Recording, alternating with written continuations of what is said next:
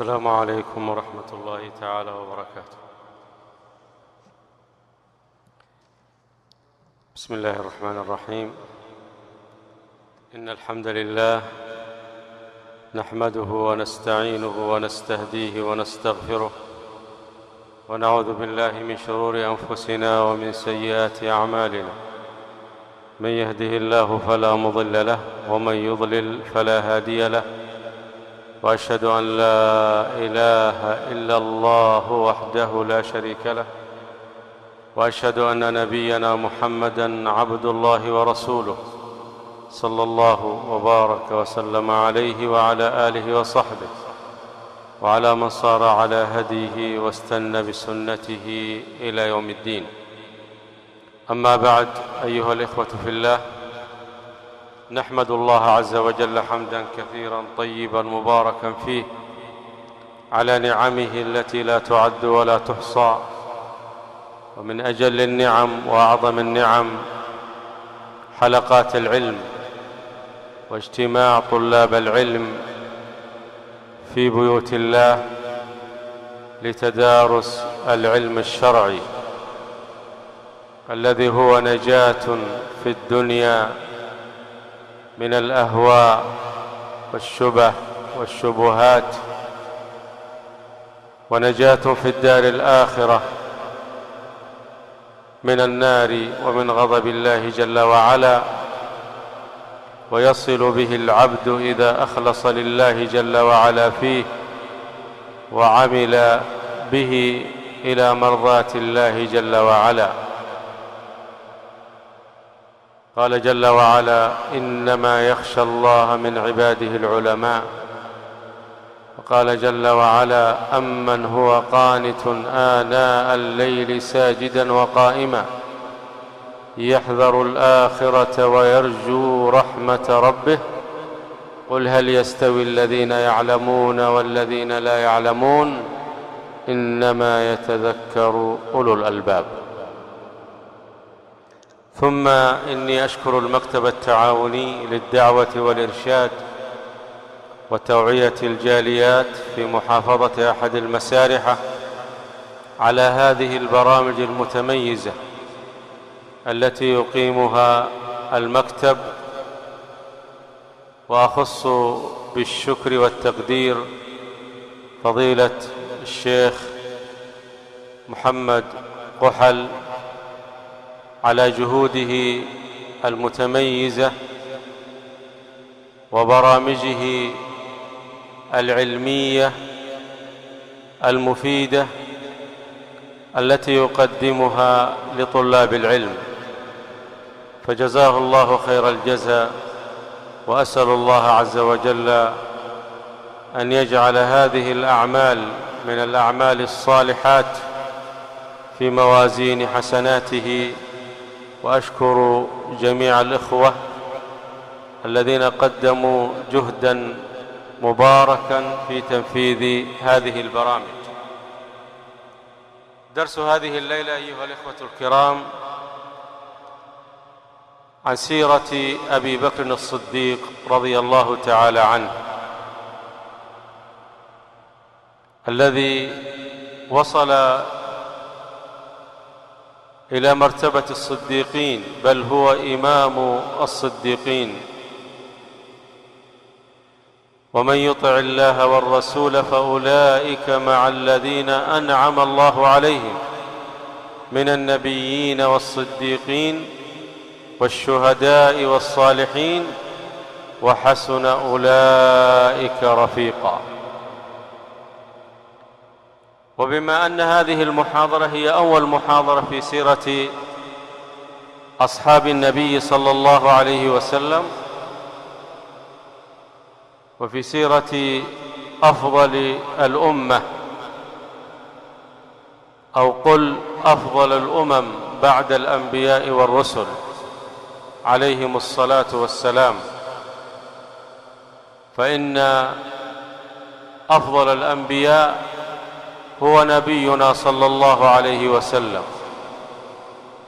وأتباعه هم أفضل أتباع الأنبياء. فنحن في سيرة أبي بكر الصديق رضي الله تعالى عنه، في سيرة خير هذه الأمة بعد نبينا صلى الله عليه وسلم. فلا بد قبل الدخول إلى السيرة التفصيلية وإلى الترجمة التفصيلية لأبي بكر الصديق رضي الله تعالى عنه، لا بد من الحديث عن مسائل عامة باختصار عن جميع أصحاب النبي عليه الصلاة والسلام، وعن اعتقاد أهل السنة والجماعة في جميع الصحابة رضي الله تعالى عنهم. فالمسألة الأولى أن أصحاب النبي صلى الله عليه وسلم كلهم عدول بتعديل الله عز وجل لهم، وبتعديل النبي صلى الله عليه وسلم لهم، وإجماع الأمة على فضلهم وعلو مرتبتهم. والأدلة على هذا كثيرة من كتاب الله ومن سنة رسوله صلى الله عليه وسلم. قال الله جل وعلا: وكذلك جعلناكم أمة وسطا لتكونوا شهداء على الناس. فهذه تزكية لأتباع النبي عليه الصلاة والسلام، وأول من يدخل في هذه التزكية هم أصحاب النبي صلى الله عليه وسلم. ويقول الله عز وجل: كنتم خير أمة أخرجت للناس تأمرون بالمعروف وتنهون عن المنكر. كذلك من الأدلة من كتاب الله: والسابقون الأولون من المهاجرين والأنصار والذين اتبعوهم بإحسان رضي الله عنهم ورضوا عنه. وقال جل وعلا: لقد تاب الله على النبي والمهاجرين والأنصار الذين اتبعوه في ساعة العسرة. وقال جل وعلا: محمد رسول الله والذين معه أشداء على الكفار رحماء بينهم تراهم ركعا سجدا يبتغون فضلا من الله ورضوانا. وقال جل وعلا: للفقراء الذين أخرجوا للفقراء المهاجرين في سورة الحشر الذين أخرجوا في سبيل الله،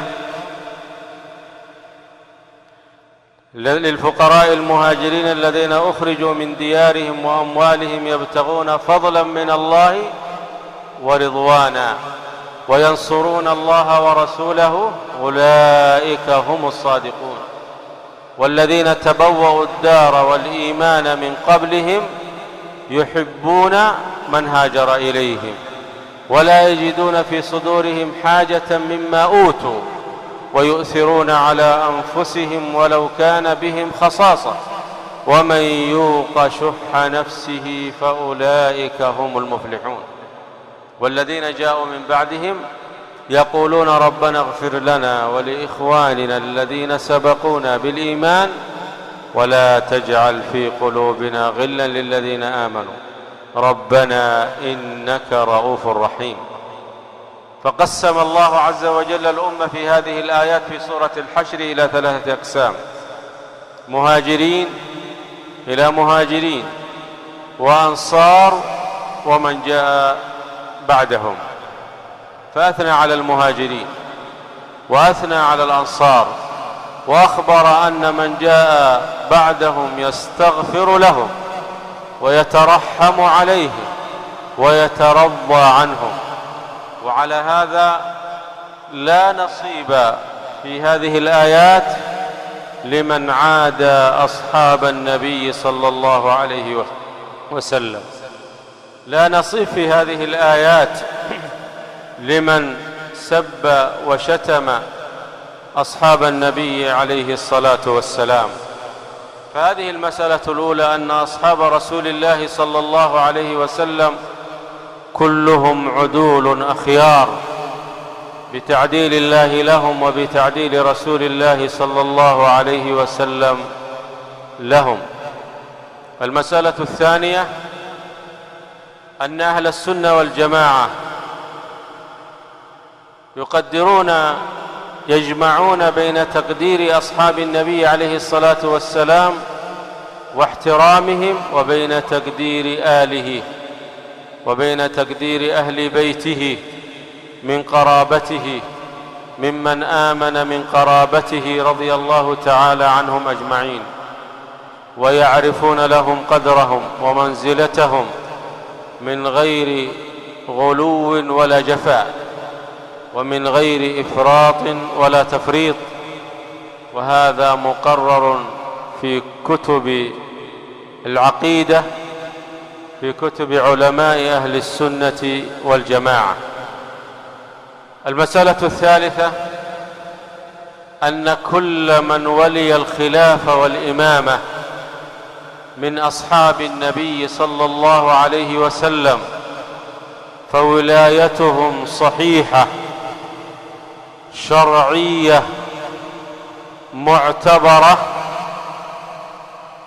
خلافا لما يقوله أهل الرفض ومن وافقهم من أهل البدع والأهواء. فكل من ولي الخلافة والإمامة من أصحاب النبي عليه الصلاة والسلام فولايته شرعية صحيحة وإمامته معتبرة، وليس في أصحاب النبي صلى الله عليه وسلم من خرج على ولاية شرعية صحيحة معتبرة، ليعلم هذا. وقد يشكل على بعض الناس ما قاله البعض في خلافة عبد الله بن الزبير رضي الله تعالى عنه، فعلينا أن نعلم أن خلافة عبد الله بن الزبير رضي الله تعالى عنهما خلافة شرعية وإمامة شرعية معتبرة، وقد ولي الخلافة وبايعه أهل اليمن وأهل الحجاز وأهل العراق. ولما توفي معاوية بن يزيد بايعه أهل الشام. ولذا ترجع إلى كتاب تاريخ الخلفاء للإمام السيوطي رحمه الله تعالى. الإمام السيوطي رحمه الله قال في مقدمة تاريخه تاريخ الخلفاء: لا أترجم في هذا الكتاب إلا لمن ولايته شرعية، ولا أترجم لأي خارجي خرج عن ولاية شرعية وزعم الولاية زعما منه. فالإمام السيوطي رحمه الله ترجم لعبد الله بن الزبير رضي الله تعالى عنه، وقرر كلام من سبقه ونقل كلام من سبقه من أهل العلم أن ولاية عبد الله بن الزبير رضي الله تعالى عنه خلافته خلافة شرعية كغيره من الخلفاء. وأن مروان ابن الحاكم كما قرر الإمام الذهبي رحمه الله خرج وبغى على عبد الله بن الزبير رضي الله تعالى عنه. وأن خلافة عبد الملك بن مروان رضي الله رحمه الله لم تصح إلا بعد مقتل واستشهاد عبد الله بن الزبير رضي الله تعالى عنهما. فليعلم هذا أيها الإخوة في جميع أصحاب النبي صلى الله عليه وسلم ومن تولى الخلافة والإمامة من أصحاب النبي عليه الصلاة والسلام. أبو بكر الصديق رضي الله تعالى عنه اسمه عبد الله ابن أبي قحافة عثمان، والده وأبوه اسمه عثمان، وأسلم والده يوم الفتح، ويلتقي نسبه مع نسب النبي صلى الله عليه وسلم في مرة. يلقب بالعتيق، واختلف العلماء رحمهم الله تعالى في سبب هذا اللقب، وهل لقب به في الجاهلية أو في الإسلام. فبعض العلماء قالوا لقب بعتيق قبل الإسلام لجماله ووضاءة وجهه، وقيل لسلامة نسبه من كل عيب. وبعض العلماء قال لقب بالعتيق بعد إسلامه لأنه معتوق من النار كما جاء في بعض النصوص. وعلى كل حال فأبو بكر الصديق رضي الله تعالى عنه اشتهر بصدقه واستقامته ومروءته في الجاهلية، وزاد بعد إسلامه رضي الله تعالى عنه. فلم يقارف في الجاهلية ما قارفه أهل الجاهلية من شرب الخمور وغيرها، ولم يكن يحضر مجالس أهل الجاهلية التي تدار فيها المنكرات. ولما سئل رضي الله تعالى عنه عن عدم شربه للخمر في الجاهلية قبل الإسلام قال أريد أن أحفظ مروءتي وعرضي، قال أريد أن أحفظ مروءتي وعرضي، فإن من شرب الخمر ذهبت مروءته وذهب عرضه. ولد أبو بكر الصديق رضي الله عنه بعد مولد النبي صلى الله عليه وسلم ب2 وأشهر، وعاش العيشة التي سمعتموها في الجاهلية باستقامة ومروءة وعدم مقارفة لما يقارفه أهل الجاهلية. ولما أمر النبي صلى الله عليه وسلم بالدعوة إلى الله وبدعوة الناس إلى توحيد الله جل وعلا، كان ممن صارع بالدخول في الإسلام أبو بكر الصديق رضي الله تعالى عنه. قال النبي صلى الله عليه وسلم: ما دعوت أحدا إلى الإسلام إلا وجدت منه ترددا إلا أبا بكر رضي الله تعالى عنه، فإنه صارع للدخول في الإسلام بدون تردد. والسبب في ذلك أن أبا بكر رضي الله تعالى عنه كان يرى علامات صدق النبي صلى الله عليه وسلم واضحة، والدلالات واضحة على النبي صلى الله عليه وسلم. وكان أبو بكر رضي الله تعالى عنه قبل بعثة النبي صلى الله عليه وسلم يسمع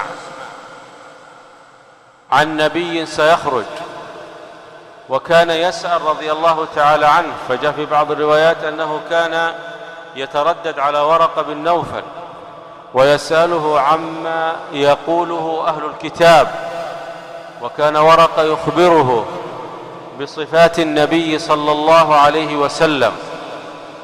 فلما بعث النبي صلى الله عليه وسلم ما تردد أبو بكر الصديق رضي الله تعالى في الدخول في الإسلام. اختلف المؤرخون هل أبو بكر هو أول من أسلم عموما، يعني أول من أسلم من الناس، أم هو أول من أسلم من الرجال؟ فبعضهم قال هو أول الناس إسلاما على الإطلاق، وبعضهم قال هو أول من أسلم من الرجال. فأول من أسلم من النساء كما هو مشهور خديجة رضي الله تعالى عنها، وأول من أسلم من الصبيان علي رضي الله تعالى عنه، وأول من أسلم من الرجال أبو بكر الصديق رضي الله تعالى عنه، وأول من أسلم من العبيد بلال رضي الله تعالى عنه. جمع بعض العلماء بين القولين، بين قول من قال أنه أول من أسلم على الإطلاق، وبين من قال أنه أول من أسلم على الرجال من الرجال بصفة خاصة، بقول محمد بن الحنفية بن علي بن أبي طالب رضي الله تعالى عنه. سئل هل أبو بكر هو أول الناس إسلاما؟ فقال لا. فقيل له فلماذا يقدم على غيره؟ قال كان خير الناس إسلاما، كان أبو بكر خير الناس إسلاما. وهذا الثناء من محمد بن علي بن أبي طالب رضي الله تعالى عنه على أبي بكر الصديق نرد به على من؟ على الروافض الذين افتعلوا العداء بين الصحابة وبين آل البيت افتعال. ليس هناك خلاف ولا اختلاف ولا عداء بين قرابة النبي صلى الله عليه وسلم وبين بقية أصحاب النبي عليه الصلاة والسلام، بل قلوبهم مؤتلفة مجتمعة، يثني بعضهم على بعض، وصاهر بعضهم بعضا، وسمى بعضهم ببعض. علي رضي الله تعالى عنه لما وقف خطيبا وسأل الناس من أشجع الناس، فأجابه الناس قالوا أنت يا علي أشجع الناس. فقال علي رضي الله تعالى عنه ما بارزت أحدا إلا انتصرت عليه، ولكن من أشجع الناس؟ ثم أجاب نفسه قال أشجع الناس هو أبو بكر رضي الله تعالى عنه. فلما كنا في يوم بدر بنينا عريشا للنبي صلى الله عليه وسلم، وقلنا من يجلس مع النبي صلى الله عليه وسلم في العريش يحرسه؟ فقال أبو بكر أنا، وجلس مع النبي على رأس النبي صلى الله عليه وسلم في العريش يحرسه من المشركين. كلما هوى إليه أحد هوى إليه أبو بكر رضي الله تعالى عنه بالسيف. وقال علي رضي الله تعالى عنه لقد رأيت النبي صلى الله عليه وسلم في مكة وقد أحدق به المشركون ليؤذوه، فجاء أبو بكر رضي الله تعالى عنه فدفعهم وقال أتقتلون رجلا أن يقول ربي الله؟ هذا علي رضي الله تعالى عنه يقول أشجع الناس هو أبو بكر الصديق رضي الله تعالى عنه. وقال رضي الله تعالى علي رضي الله تعالى عنه قال رجل ارتضاه النبي صلى الله عليه وسلم لديننا أفلا نرتضيه لدنيانا؟ في أبي بكر ارتضاه النبي صلى الله عليه وسلم لدين الصحابة في أي موقف؟ في الصلاة، مروا أبا بكر فليصلي بالناس، وهذا أهم شيء، أهم من الدنيا. فقال أفلا نرتضيه لدنيانا؟ والروايات كثيرة في الثناء من آل البيت على بقية الصحابة، وثناء الصحابة رضي الله تعالى عنهم على آل بيت النبي صلى الله عليه وسلم. صحبته رضي الله تعالى عنه للنبي صلى الله عليه وسلم، هذا أمر مشهور معروف متواتر، أن أبا بكر الصديق رضي الله تعالى عنه كان ملازما للنبي صلى الله عليه وسلم حضرا وسفرا، يدخل مع النبي صلى الله عليه وسلم ويخرج مع النبي عليه الصلاة والسلام، ويسافر مع النبي صلى الله عليه وسلم.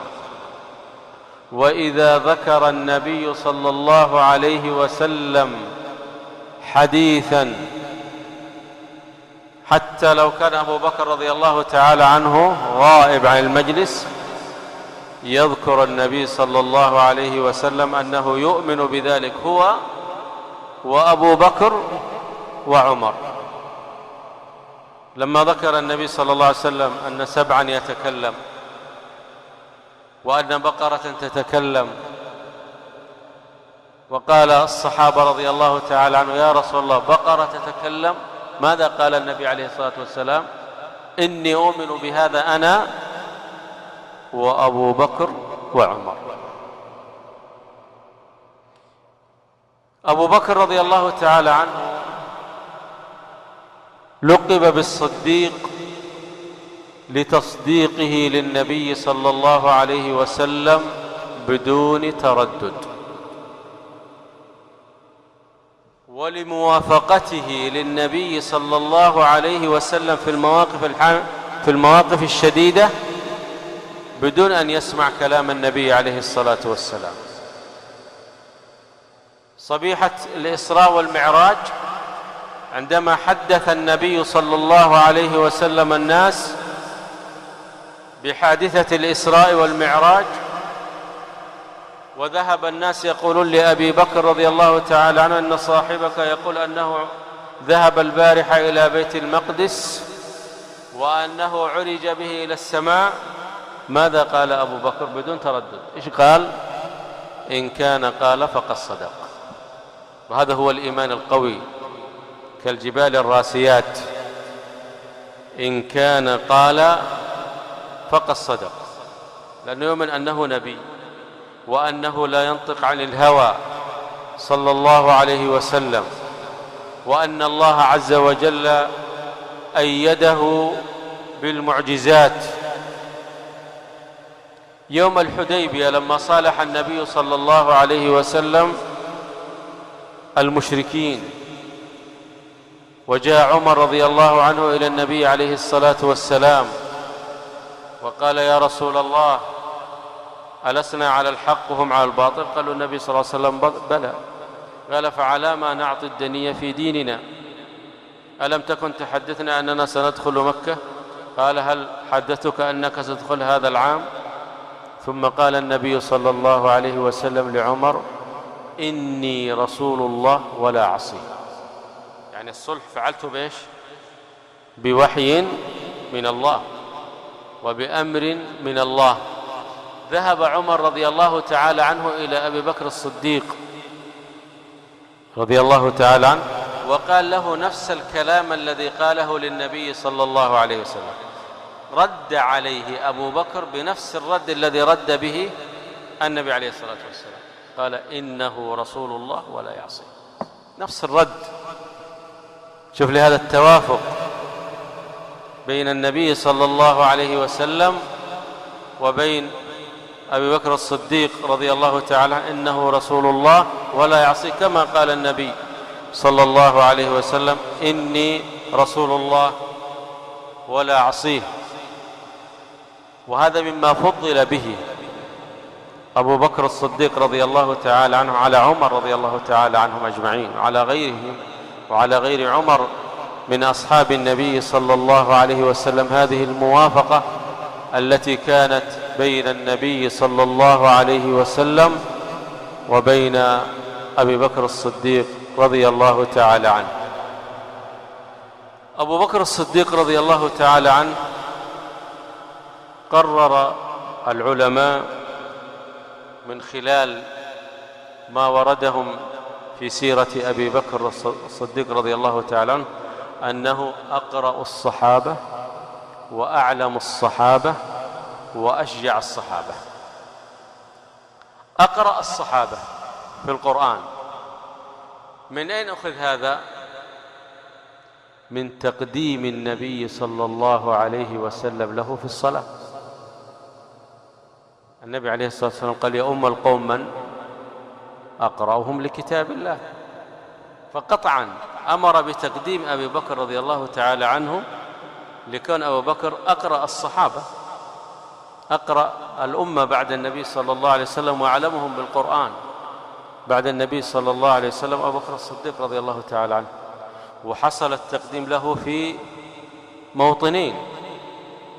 الموطن الأول لما حصل خلاف بين بعض القبائل في المدينة، ورد في بعض الروايات أنه في قبيلة الخزرج، وكاد أن يصل إلى حد الاقتتال، فخرج النبي صلى الله عليه وسلم للصلح بينهم بعد صلاة الظهر، وأمر بلالا رضي الله تعالى عنه أنه إذا لم يأتي النبي صلى الله عليه وسلم أن يقدم أبا بكر، فصلى بالناس العصر. الموطن الثاني في مرض النبي صلى الله عليه وسلم، كان يقول عليه الصلاة والسلام: مروا أبا بكر فليصلي بالناس. ولما قالت عائشة رضي الله تعالى عنها: إنه رجل أسيف يا رسول الله لا يستطيع أن يقوم مقامك، فغضب النبي صلى الله عليه وسلم وقال: مروا أبا بكر فليصلي بالناس. فكان يصلي بالناس في مرض النبي صلى الله عليه وسلم. إذن فأبو بكر أقرأ الصحابة، أعلم الصحابة بمراد الله ومراد رسوله صلى الله عليه وسلم أبو بكر الصديق رضي الله تعالى عنه. فكان أبو بكر رضي الله عنه من أهل الاستنباط الذين قال الله فيهم: لعلمه الذين يستنبطونه منهم. خذ مثال على ذلك. لما قال النبي صلى الله عليه وسلم للصحابة: إن الله خير رجلا بين ما عند الله وبين ما في الدنيا فاختار ما عند الله، ماذا فعل أبو بكر؟ بكى. سمع هذا الكلام من النبي صلى الله عليه وسلم بكى. تعجب الصحابة: ما الذي يبكي أبا بكر رضي الله تعالى عنه؟ لماذا يبكي؟ ما الذي أبكاه؟ ثم قال أبو سعيد: فعلمنا أن المخير هو من؟ هو رسول الله صلى الله عليه وسلم، وأن أجله قد اقترب. هذه فهمها من كلام النبي صلى الله عليه وسلم؟ فهمها أبو بكر الصديق رضي الله تعالى عنه. الأمثلة كثيرة في هذا الأمر، في فقهه وعلمه رضي الله تعالى عنه بعد وفاة النبي صلى الله عليه وسلم. الإمام ابن العربي رحمه الله في كتابه العواصم من القواصم قال: كانت وفاة النبي صلى الله عليه وسلم قاصمة، وكانت العاصمة خلافة أبي بكر الصديق رضي الله تعالى عنه. وفاة النبي صلى الله عليه وسلم كانت قاصمة من القواصم، بل أعظم القواصم، بل هي القاصمة الكبرى. العاصمة من هذه القاصمة قيام المقام الذي قام به أبو بكر الصديق رضي الله تعالى عنه. كاد أن يحصل خلاف بعد وفاة النبي صلى الله عليه وسلم في عدة مسائل أذكرها باختصار. أبو بكر كان في بيت عائشة رضي الله تعالى عنها يمرض النبي صلى الله عليه وسلم. في اليوم الذي توفي فيه النبي صلى الله عليه وسلم استأذن أبو بكر رضي الله عنه النبي صلى الله عليه وسلم أن يذهب إلى بيته ليرى أهله وحالهم، فذهب. فهو ذهب، في ذهابه توفي النبي صلى الله عليه وسلم، فأتاه الخبر أن النبي صلى الله عليه وسلم توفي. فجاء أبو بكر الصديق رضي الله عنه لبيت ابنته عائشة رضي الله تعالى عنها، وقبل النبي صلى الله عليه وسلم وقال: ما أطيبك يا رسول الله حيا وميتا. طيب، هل جلس أبو بكر رضي الله تعالى عنه ينوح ويبكي ويندب، ولا خرج لإصلاح حال الأمة؟ الرافضة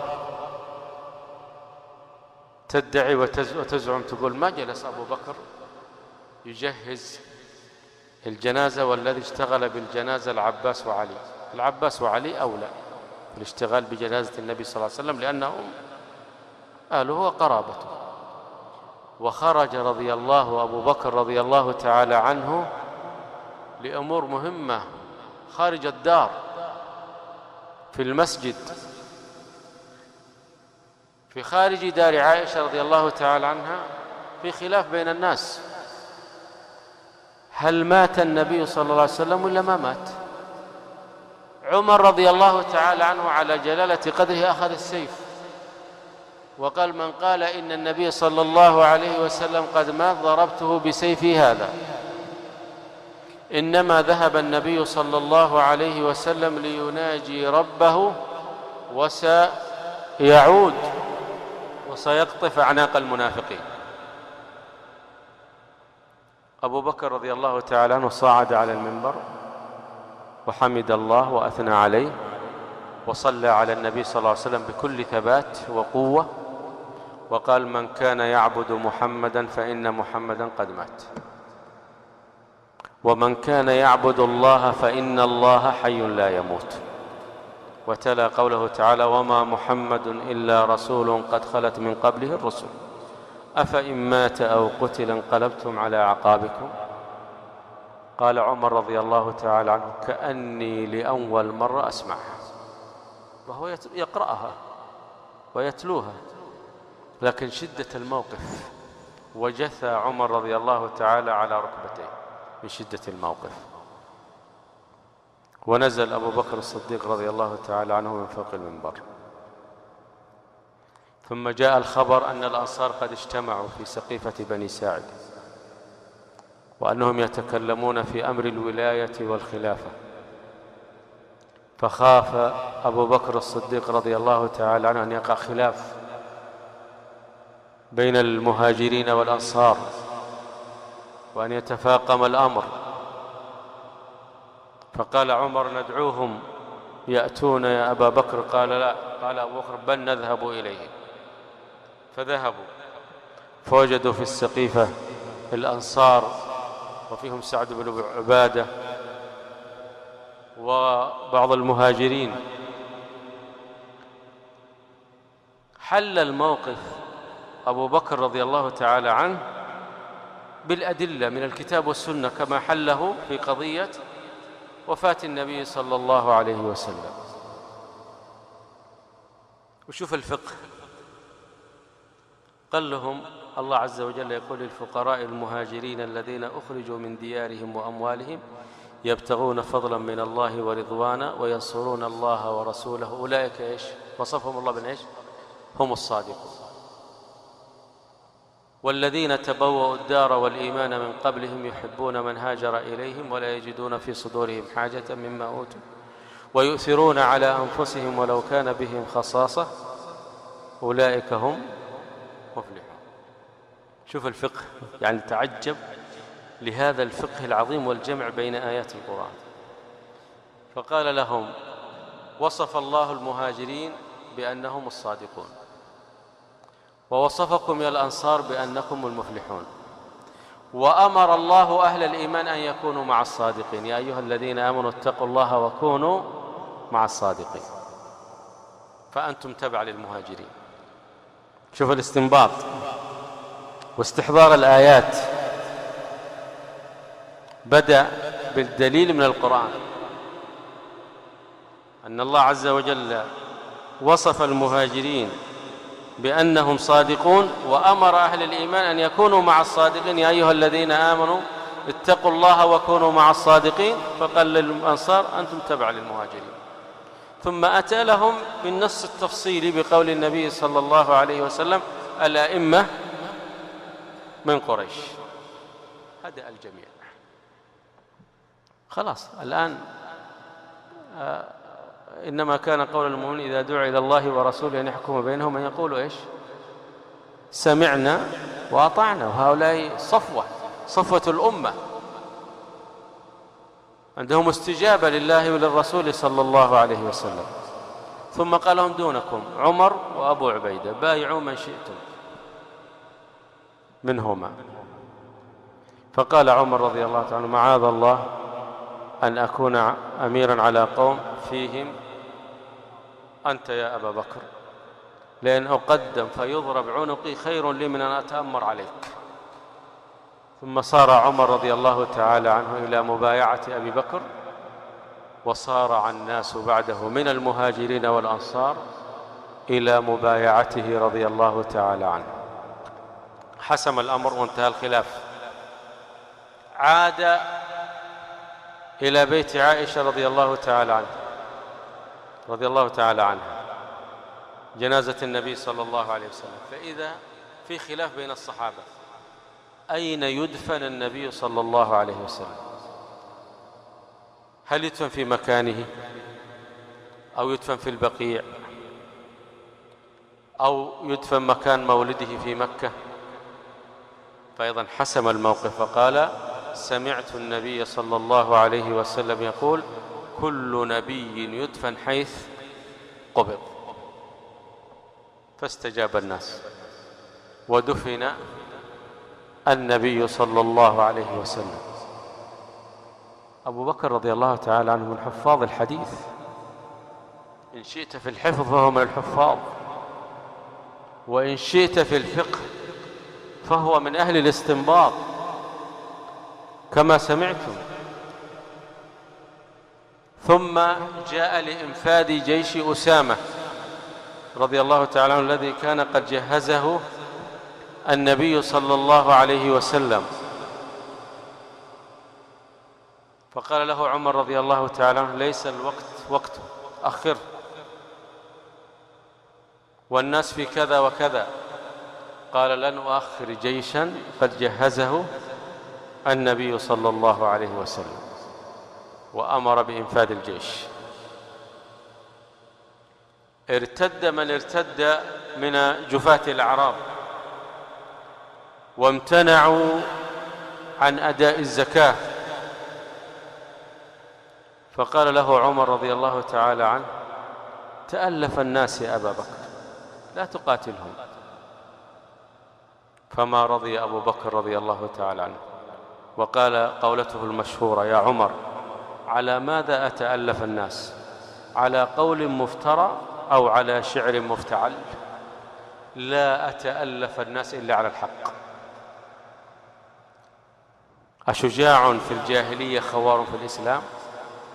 والله لأقاتلن بين من فرق بين الصلاة والزكاة. والله لو منعوني عقالا كانوا يؤدونه لرسول الله صلى الله عليه وسلم لقاتلتهم عليه. فانظر إلى الصلابة في الحق، وكان الحق معه بالنص والإجماع. بالنص قول النبي صلى الله عليه وسلم: أمرت أن أقاتل الناس حتى يشهدوا أن لا إله إلا الله وأني رسول الله ويقيموا الصلاة ويؤتوا الزكاة.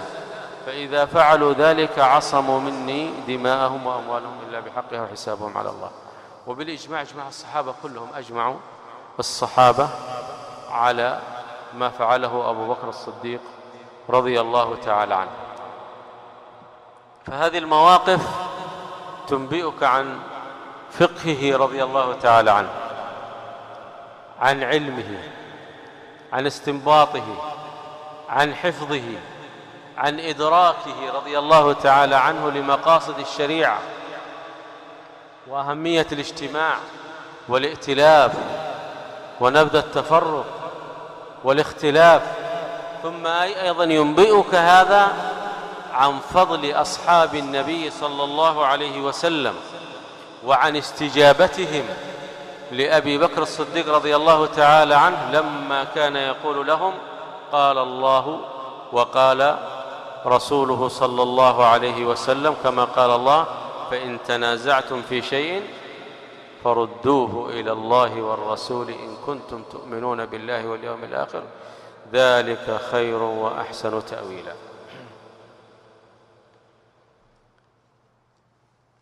أبو بكر الصديق رضي الله تعالى عنه ذكر العلماء آيات كثيرة نزلت في الثناء على أبي بكر الصديق رضي الله تعالى عنه. من أصرح هذه الآيات إيش؟ في سورة التوبة: ثاني اثنين إذ هما في الغار إذ يقول لصاحبه لا تحزن إن الله معنا. بعض العلماء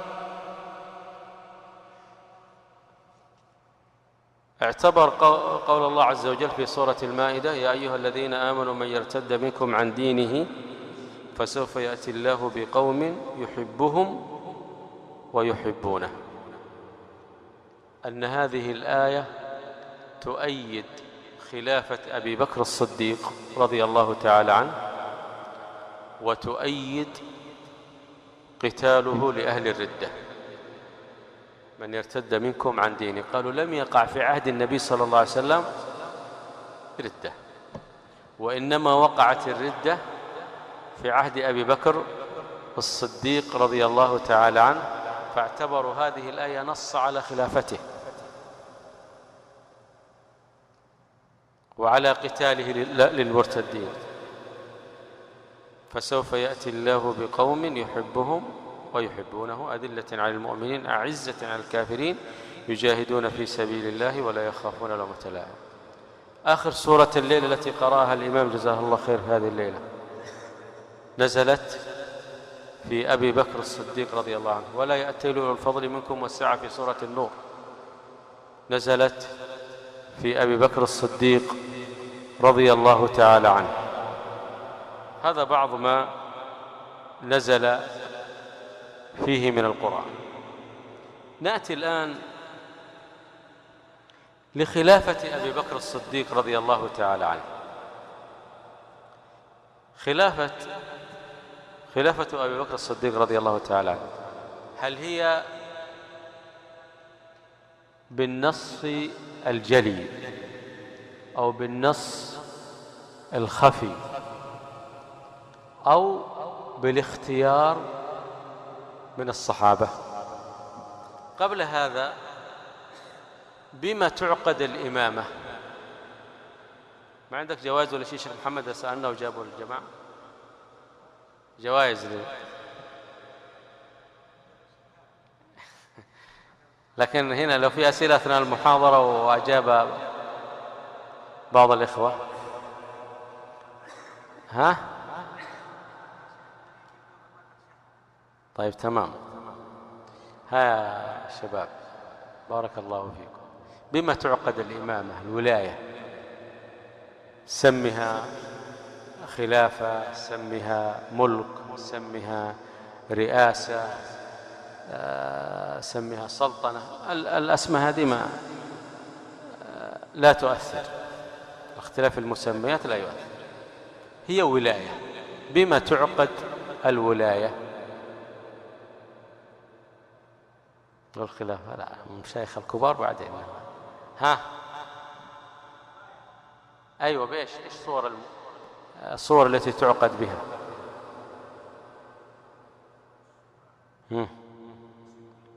ها ايش؟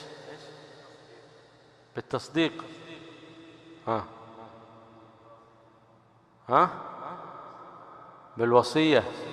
لا، الوصية هذه ستجرك إلى أشياء.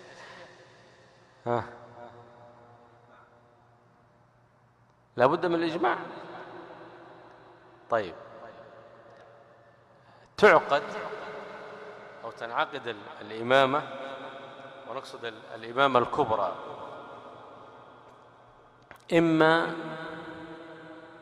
بالنص على قول من يقول أن خلافة أبي بكر الصديق رضي الله تعالى عنه كانت بالنص من النبي صلى الله عليه وسلم، أن النبي صلى الله عليه وسلم نص عليه، على خلاف بين العلماء هل كان النص جلي واضح الخليفة أبو بكر، ولا كان النص خفي فيه دلالة على أن أبا بكر رضي الله تعالى هو الخليفة. سيأتينا هذا الكلام. هذا الأمر الأول الذي تعقد به الولاية بالنص كخلافة أبي بكر الصديق رضي الله تعالى عنه. الأمر الثاني بالعهد، أن يعهد هذا الإمام أن بعده فلانا، وفي بعض الصور يعقد له البيعة قبل مماته، وهذه كخلافة من؟ كخلافة من؟ عمر رضي الله تعالى عنه، عاهد إليه أبو بكر رضي الله تعالى عنه. وأورد روايات الإمام السيوطي في تاريخ الخلفاء أن أبا بكر رضي الله عنه لما مرض دخل عليه عثمان وسأله عن عمر، ما تقول في عمر، وأثنى عليه. ودخل عليه عبد الرحمن ابن عوف رضي الله تعالى عنه وسأله عن عمر، وكان كل واحد يقول لأبي بكر أنت أعلم به، فيقول أريد قولكم، فيعطونه من الثناء على عمر رضي الله تعالى عنه ما يعرفونه رضي الله تعالى عنهم أجمعين. وفي بعض الروايات أن أبا بكر كتب كتابا بالعهد لعمر رضي الله تعالى عنه من بعده، وأمر بإخراج الكتاب وبيعة الناس على من في الكتاب. وورد في بعض الروايات أن عليا رضي الله تعالى عنه قال لا أبايع إلا إذا كان عمر، وهذا أيضا فيه رد على الرافضة، فقيل له هو عمر فبايع. وفعل هذا أيضا في زمن بني أمية من؟ سليمان بن عبد الملك عهد بالخلافة لعمر بن عبد العزيز وكتب كتابا وبايع الناس عليه في حياة سليمان. قال الإمام ابن حزم وهذا أقوى صور انعقاد البيعة، العهد. ليش؟ قال لأن به يندفع كل خلاف، كل واحد عنده طمع ويريد أن يفرق الأمة بعد هذا، بعدما يعهد الإمام بالإمامة لفلان ويعقد له البيعة، كل واحد عنده طمع ويريد أن يفرق الأمة، يذهب طمعه. الثالث بإيش؟ بالشورى، كخلافة من؟ عثمان رضي الله تعالى عنه، جعلها عمر في أهل الشورى وأن يختاروا لهم إماما، واختاروا عثمان رضي الله تعالى عنه، وأجمع الصحابة من المهاجرين والأنصار على اختيار عثمان رضي الله تعالى عنه. ولذا قال السلف من قدم عليا رضي الله تعالى عنه على عثمان رضي الله تعالى عنه فقد أزرى ب12,000 من أصحاب النبي صلى الله عليه وسلم من المهاجرين والأنصار، كلهم أجمعوا على تقديم عثمان رضي الله تعالى عنه. الصورة الرابعة بالغلبة. إذا تغلب إمام واستقر الأمر له وانعقدت البيعة له حرم الخروج عليه لتحقيق المصلحة العظمى من مقاصد الشريعة، وهي اجتماع الكلمة وعدم التفرق والاختلاف. ويؤيد هذا قول النبي صلى الله عليه وسلم: أوصيكم في حديث العرباض بن ساري رضي الله تعالى عنه: أوصيكم بتقوى الله والسمع والطاعة وإن تأمر عليكم عبد، فإنه من يعش منكم فسيرى اختلافا كثيرا، فعليكم بسنتي وسنة الخلفاء الراشدين المهديين من بعدي. طيب، هذه الصور التي تنعقد بها البيعة أو تنعقد بها الإمامة. خلافة بيعة أبي بكر الصديق رضي الله تعالى عنه من أي هذه الصور؟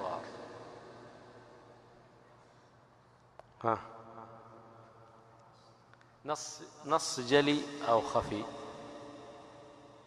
هل هناك يعني نص أنه هو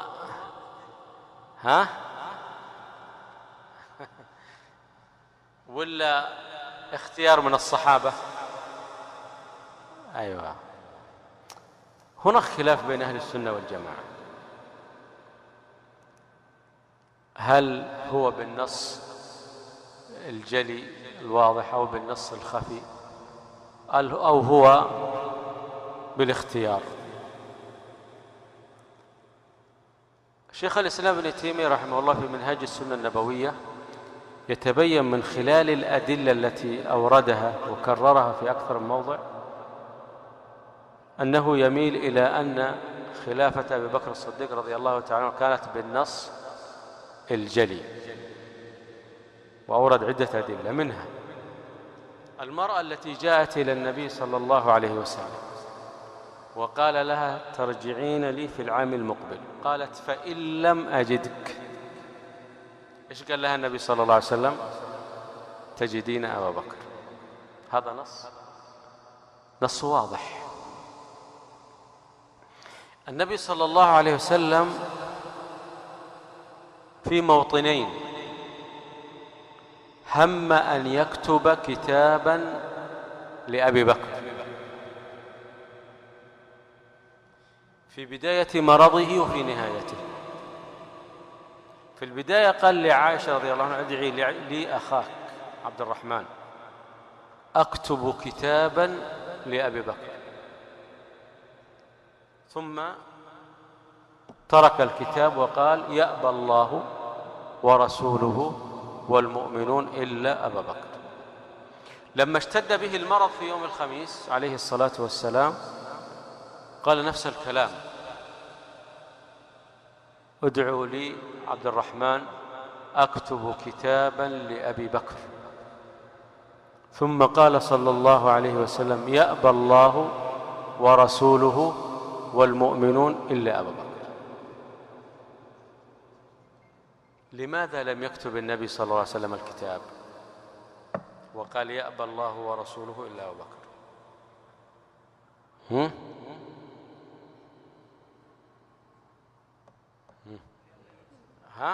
واضح يا جماعة من الحديث أنه صلى الله عليه وسلم أوحي إليه بأن الأمر من بعدك لأبي بكر. قال ما عاد في داعي للكتاب، بقوله صلى الله عليه وسلم: يأبى الله ورسوله والمؤمنون إلا أبا بكر. فعرف صلى الله عليه وسلم عن طريق الوحي أن الأمر لأبي بكر الصديق رضي الله تعالى عنه، وهذا نص واضح. رؤيا الدلو التي رآها النبي صلى الله عليه وسلم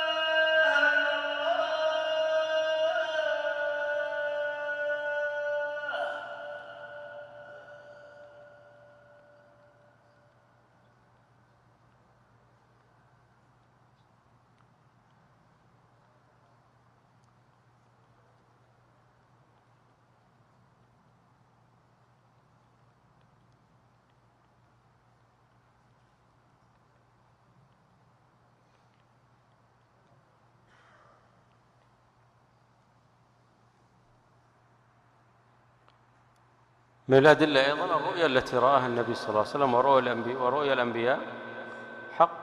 راه ينزع بالدلو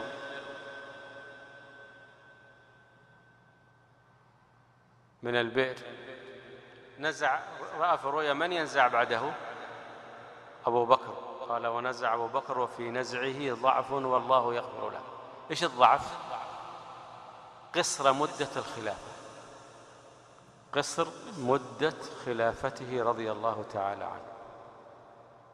قال ثم نزع عمر فما رأيت عبقريا يفري فريه، وقالوا هذا طول مدة خلافة عمر رضي الله تعالى عنه. وغيرها من الأحاديث، وكلها أحاديث أيضا من الأحاديث الصريحة تقديمه له في الصلاة الذي تقدم معنا: مروا أبا بكر فليصلي بالناس. فالعلماء اعتبروا كل هذه أحاديث صريحة جلية واضحة في النص من النبي صلى الله عليه وسلم في خلافة أبي بكر الصديق رضي الله تعالى عنه بعد النبي صلى الله عليه وسلم. بعض الصحابة رأى أن خلافة أبي بكر رضي الله عنه ليس فيها نصا، كعائشة رضي الله تعالى عنها وعمر رضي الله تعالى عنه. فسئلت عائشة رضي الله تعالى هل استخلف النبي صلى الله عليه وسلم؟ فقالت لو كان مستخلفا لاستخلف أبا بكر. وعمر رضي الله عنه لما سئل هل ستستخلف؟ قال إن استخلفت إن تركت فقد ترك من هو خير، إن لم أستخلف فقد ترك من هو خير مني، يعني من؟ النبي صلى الله عليه وسلم. وإن استخلفت فقد استخلف من هو خير مني وهو أبو بكر رضي الله تعالى عنه. قالها شيخ الإسلام رحمه الله هذه من المسائل التي اختلف فيها فهم الصحابة رضي الله تعالى عنهم، كغيرها من المسائل التي اختلف فيها فهم الصحابة للنصوص الواردة عن النبي صلى الله عليه وسلم. وعلى كل حال فقد اجتمع لأبي بكر الصديق رضي الله تعالى عنه النص الجلي الواضح، واجتمع له مع النص إجماع الصحابة واختيار الصحابة رضي الله تعالى عنهم من المهاجرين والأنصار. كان رضي الله تعالى عنه حاله قبل الخلافة وبعد الخلافة هو حاله، لم يتغير رضي الله تعالى عنه من زهده وعبادته وتواضعه رضي الله تعالى عنه وعفته رضي الله تعالى عنه، ولم يخلف شيئا من المال، بل أمر عائشة رضي الله تعالى عنها أن ترد إلى بيت المال السقاء الذي كان يشرب فيه رضي الله تعالى عنه، وبعض الأشياء التي كانت في بيته يستخدمها لطعامه وشرابه. أمر في مرضه عائشة رضي الله تعالى عنها أن تردها إلى بيت المال. واستدل العلماء بهذا على أن بيت المال أنشئ في عهد أبي بكر، وأنه هو أول من أنشأ بيت مال للمسلمين. مرض أبو بكر الصديق رضي الله تعالى عنه، وفي مرضه قالوا له ألا ندعو لك طبيبا ينظر إليك؟ قال إن الطبيب قد نظر إلي. قالوا له فما قال لك؟ قال لي إني فعال لما أريد. هذا من توكله على الله جل وعلا رضي الله تعالى عنه. وتوفي رضي الله تعالى عنه ليلة الثلاثاء سنة 13 من الهجرة، وعمره 63 سنة، كعمر من؟ كعمر النبي صلى الله عليه وسلم. لأنه كم الفرق بينه وبين النبي صلى الله عليه وسلم؟ سنتين، وهي السنتين اللي قضاها في الخلافة بعد وفاة النبي صلى الله عليه وسلم. رضي الله عن أبي بكر رضي الله تعالى عنه وعن جميع أصحاب النبي صلى الله عليه وسلم. نسأل الله عز وجل أن يجمعنا بهم في مستقر رحمته، ونشهد الله عز وجل ونشهد ملائكته ونشهد المؤمنين على حبنا لنبينا صلى الله عليه وسلم ولصحابة نبينا صلى الله عليه وسلم أجمعين، من آل بيته ومن غير آل بيته رضي الله تعالى عنهم أجمعين. ونسأل الله عز وجل أن يحشرنا في زمرتهم. سبحانك اللهم وبحمدك، نشهد أن لا إله إلا أنت، نستغفرك ونتوب إليك. وصلى الله وبارك وسلم على نبينا محمد وعلى آله وصحبه أجمعين.